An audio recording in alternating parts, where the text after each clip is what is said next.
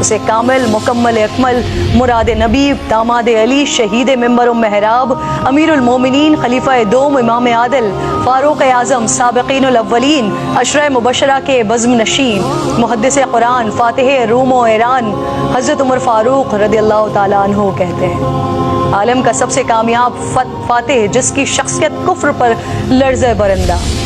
آج اس عظیم شخصیت کی شہادت کا دن ہے۔ ان کی زندگی ایسی کہ خود رسول خدا نے دامن دعا پھیلا کر مانگا، شہادت حق کی گواہی ایسی کہ فرشتوں نے بھی جشن منایا۔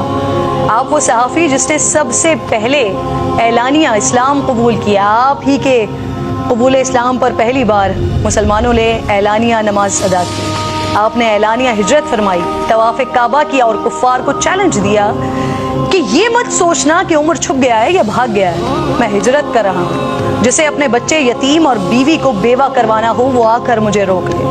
آپ نے جب اقتدار سنبھالا تو اعلان فرما دیا کہ میری جو بات بھی قابل اعتراض ہو مجھے اس پر سر عام ٹوک دیا جائے۔ آپ نے 22 لاکھ مربع میل پر حکومت کی، آپ نے ریاست مدینہ کو ریاست کی شکل دی، بیت المال قائم کیا، عدالتیں بنائیں، قاضی مقرر کیے، فوجی دفاتر ترتیب دیے، فوجی چھاونیاں قائم کی، جیل خانہ جات اور پولیس کا محکمہ بنایا، مردم شماری کروائی، ملک کی پیمائش کا قاعدہ جاری کیا، نہریں کھدوائیں، رضاکاروں کی تنخواہیں مقرر کی، کوفہ و بصرہ اور قاہرہ جیسے شہر آباد کروائے۔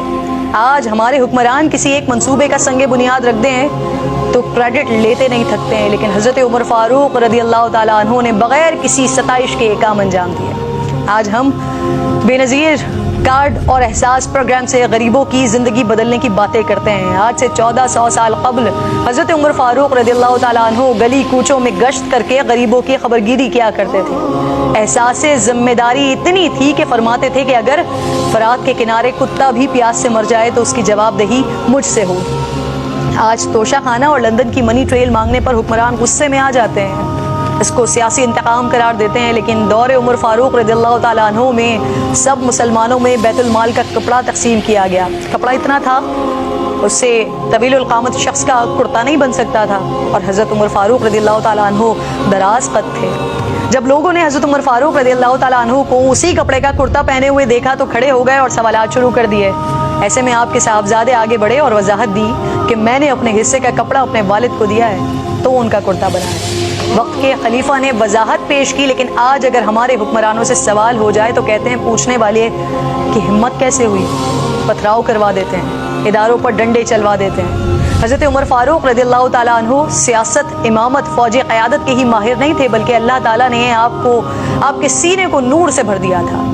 کئی مواقع پر حضور نبی کریم صلی اللہ علیہ وآلہ وسلم آپ سے مشورہ مانگا کرتے تھے، جو مشورہ سیدنا عمر فاروق رضی اللہ تعالیٰ عنہ نے دیا قرآن کریم کی آیت مبارکہ اسی کی تائید میں نازل ہوئی۔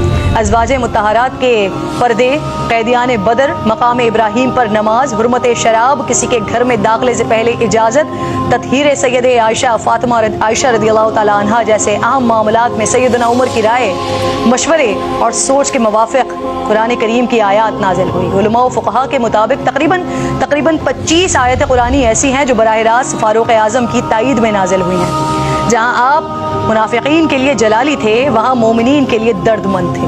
جس سال عرب میں قحط پڑا تو آپ نے قسم کھائی کہ گوشت یا کوئی اور لذیذ چیز نہیں کھائیں گے، یہاں تک کہ قحط ختم ہو گیا اور پھر خوشحالی آ گئی، لیکن آپ نے پھر بھی یہ چیزیں صرف یہ سوچ کر نہیں کھائیں کہ کہیں ایسا نہ ہو کہ میں تو کھاؤں اور میری رعایا میں سے کسی کو یہ نصیب نہ ہو۔ واللہ کاش کے نام عمر استعمال کر کے حکمرانی کا تاج حاصل کرنے کے خواہش مند ان کی زندگی کے صرف ایک پہلو پر بھی عمل کر لیں تو پاکستان کا نظام تبدیل ہو جائے۔ آج نہیں تو کل یقیناً ایسا ہوگا۔ آج ایک عظیم شہادت کا دن ہے، اس لیے مختصراً شہادت عمر فاروق بھی بیان کر دیتی ہوں کہ نماز فجر کے دوران ایک مجوسی کافر ابو لولو فیروز نے زہر آلود خنجر سے آپ کے شکم مبارک میں 3 بار کیے۔ آپ بے ہوش ہو کر گر گئے اور حضرت عبد الرحمن بن عوف رضی اللہ تعالیٰ عنہ نے نماز مکمل کروائی۔ ظالم ابو لولو نے چاہا کہ کسی طرح مسجد سے باہر نکل کر بھاگ جائے، لیکن نمازیوں کی صفیں دیوار کی طرح حائل تھی۔